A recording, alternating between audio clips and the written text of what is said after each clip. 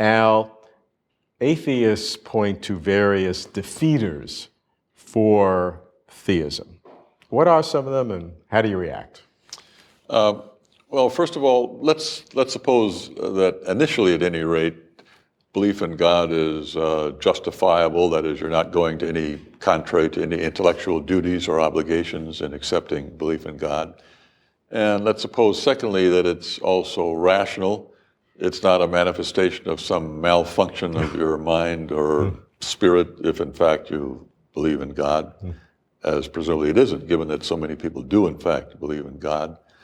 And let's suppose, thirdly, even, that it has at least some of that property, enough of which separates knowledge from mere true belief. There's a difference from between a lucky guess on the one hand and knowing something on the other. I might just, I might guess that you were born, say, in Los Angeles, and I might be right. But it would just be a lucky guess. I certainly don't know because you haven't told me, nor has anybody else, and so on. On the other hand, I do know where I was born.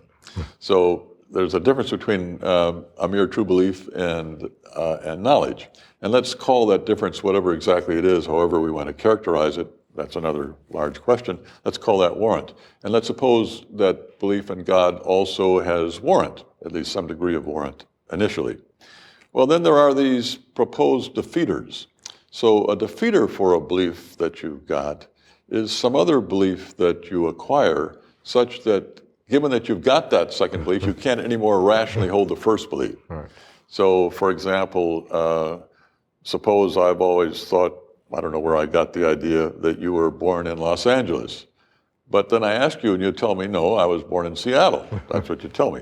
Then I've got a defeater for my original belief that you were born in Los Angeles, and I will no longer hang on to that belief if I'm being rational or reasonable. I could have some kind of fixed idea, idée fixée here, and insist on say he's probably lying. He really was born in Los Angeles, and so on. But no, if things are going properly with respect to my mental functioning, I will then give up the belief. So there might be things like that with respect to belief in God as well. And among the ones that have been suggested would be, first of all, the argument from evil. Sure. There is all this evil in the world. I mean, all the suffering and pain, much of it caused by human beings doing what is clearly morally wrong in some clear sense.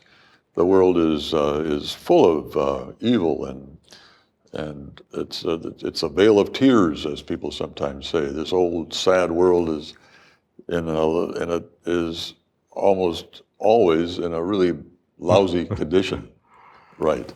So isn't that a defeater for belief in God? It's not obviously a defeater, because God might have a reason for permitting evil in the world, and lots of people have suggested a wide variety of reasons. Lots of these reasons have to do with free will. There is, for example, the free will defense with respect to evil. But one thing to think about here is that if God did have a reason for permitting all this evil, permitting all the evil in the world, it's not at all likely that we would know what that reason is. Or put it like this, from the fact that we don't know what the reason is, it doesn't follow that it's unlikely that God has a reason. The distance between us and him, between our cognitive epistemic situation and his situation is just too great for that, So it's not really a defeater in the sense that you can't sensibly any longer believe in God. It's not as if God had a reason, you would know what it was, and you don't know what it was, so he doesn't have a reason, so therefore it can't be that there really is such an all-powerful being. It's not like that at all. I don't think that's a defeater. It is true that all the evil that there is in the world can be disturbing for theists, can be a problem for theists. Maybe not a problem in the sense that it leads them to think there isn't any such person as God, but a problem in the sense that it leads them to take towards God an attitude that they themselves don't think should be taken towards God, one of rebellion, one of suspicion, one of distrust, one of wondering, well, God, I know you're great and so on, but why did you do that? Or why did you permit that? Your son dies in a terrible car accident.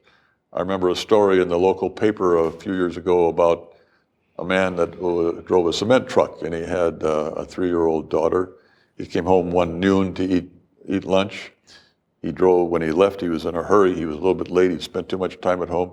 He didn't look carefully behind his truck. His daughter was killed beneath these great dual wheels.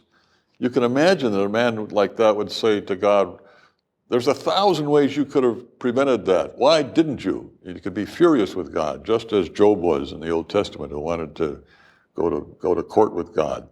That kind of problem. But it's not, as in the case of Job too, it's not that there are ones likely to think, well, there just isn't any such person. It's more like God shouldn't be doing that. It's more like you're being angry with God, wanting to shake your fist in his face. What's another defeater that people use? Another defeater has to do with postmodernism, which again is a very big subject. We could do 2 or 3 shows on that all by itself, and I can't talk about nearly all the sides of it. But one part of postmodernism involves the idea that there really isn't any such thing as truth as we ordinarily think about it.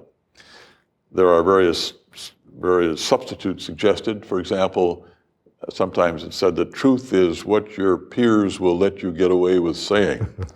So truth is what your peers will let you get away with saying. Your peers might let you get away with saying something quite different from what my peers let me get away with saying. I mean, maybe my peers are there's a lot of rather nice people and so on.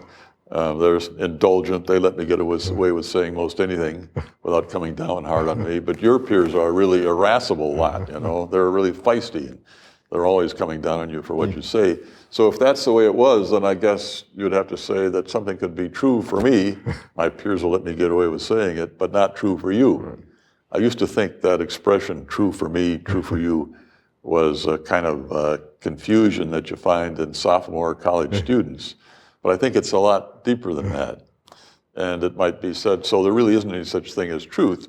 But of course, this cultural relativism, which is part of postmodernism yeah, as well. Right. So, I mean, so what's true then, in whatever sense there is for truth, is in this way culturally relative. You might say it's relative to what my peers will let me get away with saying in this case. But of course, a serious believer in God doesn't think that at all. He doesn't think for a moment that whether or not there is such a person as God depends on what my peers will let me say. I mean, that doesn't make a whole lot of sense. So there is a kind of conflict. If you're a serious believer in God, you will not accept such a view of what truth is.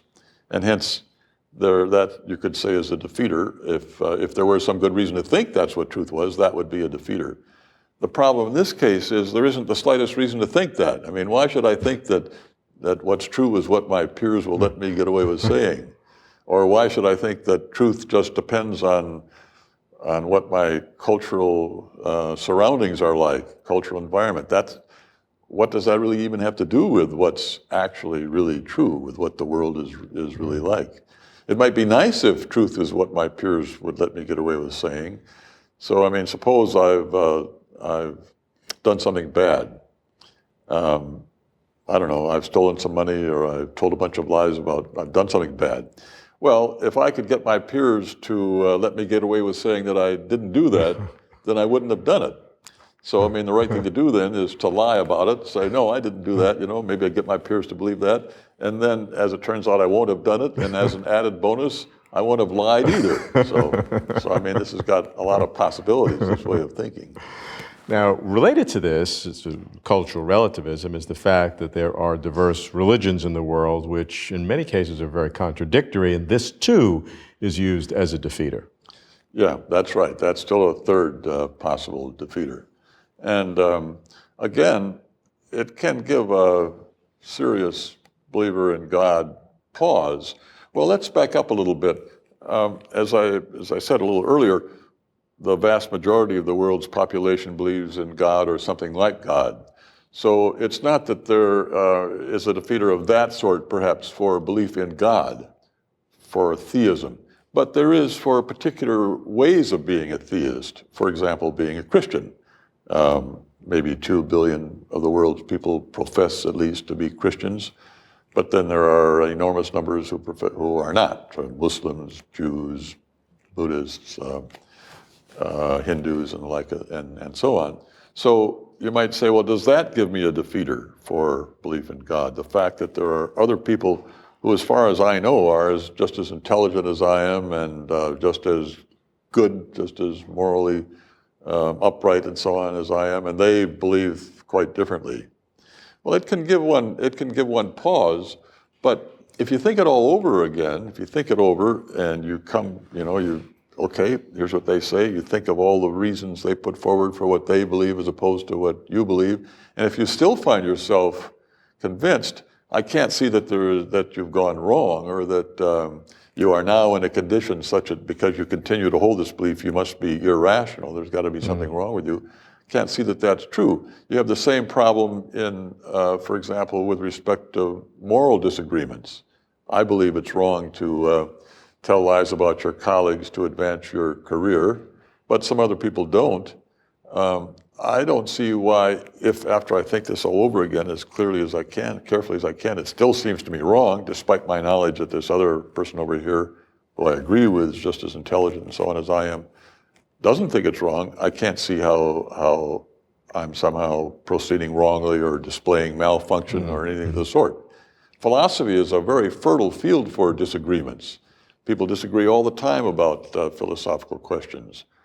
But again, if I hold a certain position in philosophy, maybe I think that there really are possible worlds.